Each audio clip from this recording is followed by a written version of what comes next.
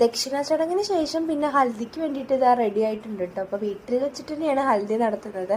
ഡെക്കറൊക്കെ നല്ല രസമുണ്ടായിരുന്നു. അത് വീട്ടിൽ തന്നെയാണ് ചെയ്തത്. ഇവർ ബലൂൺ വാങ്ങിച്ചിട്ട് ഇവർ തന്നെയാണ് കേട്ടോ ചെയ്തിട്ടുണ്ടായിരുന്നു. വീടിൻ്റെ ഫ്രണ്ടിൽ മുറ്റത്ത് വെച്ചിട്ടായിരുന്നു. പിന്നെ സ്വീറ്റ്സും കാര്യങ്ങളൊക്കെ കൊണ്ടുവച്ചു. ലഡു, ജിലേബി, പിന്നെ മൈസൂർ പാക്കൊക്കെ കൊണ്ടുവച്ചു.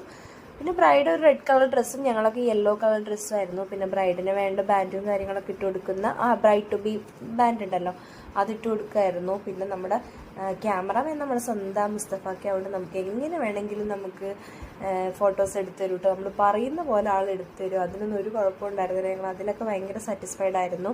പിന്നെ കസിൻസൊക്കെ കൂടി കുറച്ച് ഫോട്ടോസ്, സെൽഫി കാര്യങ്ങളൊക്കെ എടുത്തു. പിന്നെ ഡാൻസൊക്കെ ഉണ്ടായിരുന്നു. ഐഷു പറഞ്ഞ ഉണ്ണിയുടെ ഡാൻസ് ഉണ്ടായിരുന്നു. അവൾ ഒരു പാട്ട് വെച്ചിട്ട് അവൾക്ക് ഇഷ്ടപ്പെട്ട സ്റ്റെപ്പ് അങ്ങോട്ട് കളിക്കുക. ഒരു രസമല്ലേ. പിന്നെ നന്ദൂട്ടിയുടെയും മണിക്കുട്ടിയുടെയും ഡാൻസ് ഉണ്ടായി.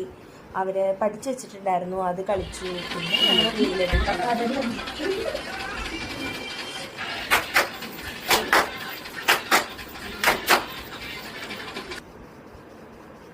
റീൽസൊക്കെ എടുത്ത് പിന്നെ ഞങ്ങൾ അങ്ങനെ പോയി കിടന്നുറങ്ങിട്ടോ. രാവിലെ നേരത്തെ നീക്കേണ്ടത്